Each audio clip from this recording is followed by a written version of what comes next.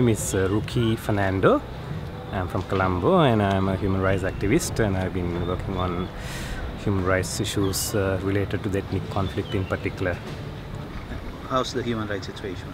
Well, there's lots of human rights violations that still continues to happen even after the war.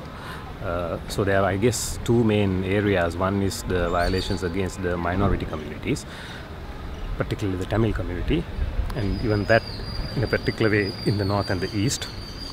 And then there are also been attacks against Muslims and smaller Christian churches in the recent past.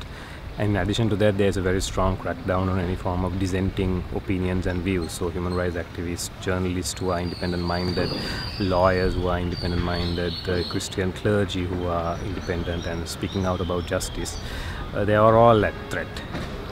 In the last couple of years, numerically, the number of people who have been killed, who have disappeared, have gone down.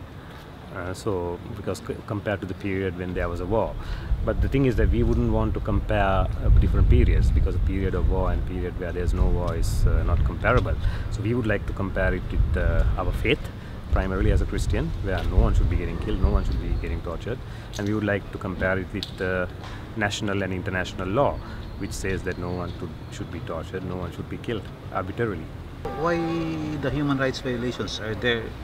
Is there something that the government is afraid of? I think there are two things. The government is afraid of the abuses that have been committed during the last phase of the war and 3 decades of war coming out, and that powerful people within the government, in the political structures as well as the military structures, will be held accountable. So that's one major fear.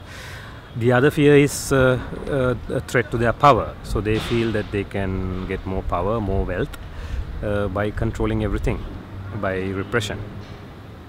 And the church, the priests, the bishops are very vocal about this, or how's the church working on human rights? There's a small number of lay leaders, priests, religious sisters, bishops who are speaking out and supporting victims and people who are affected.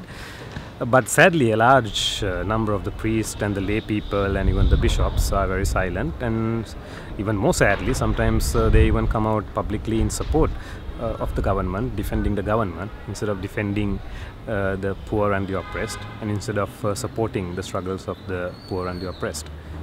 Priests and religious and lay people, Christians, are all human beings. It's not only inconsistent with the teachings of the present Pope, it's totally inconsistent with the Gospel, it's inconsistent with the teachings of Jesus Christ, it's inconsistent with Catholic social teachings.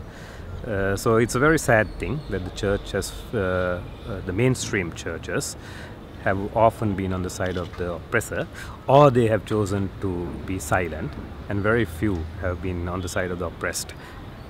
And those Christian leaders who have chosen to take the path of justice, speak out on behalf of the oppressed, themselves have been persecuted.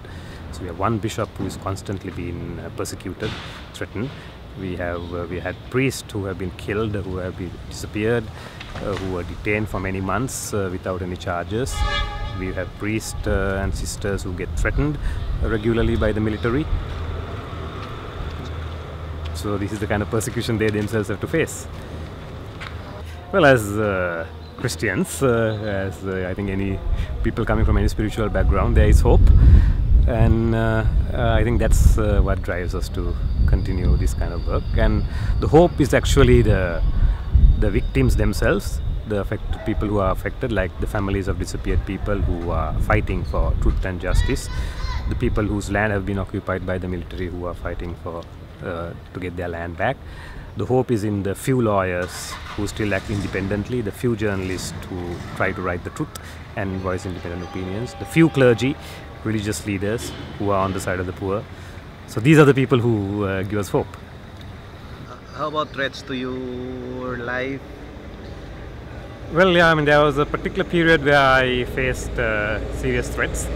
And I think we always do this work knowing well that there is a risk involved in it.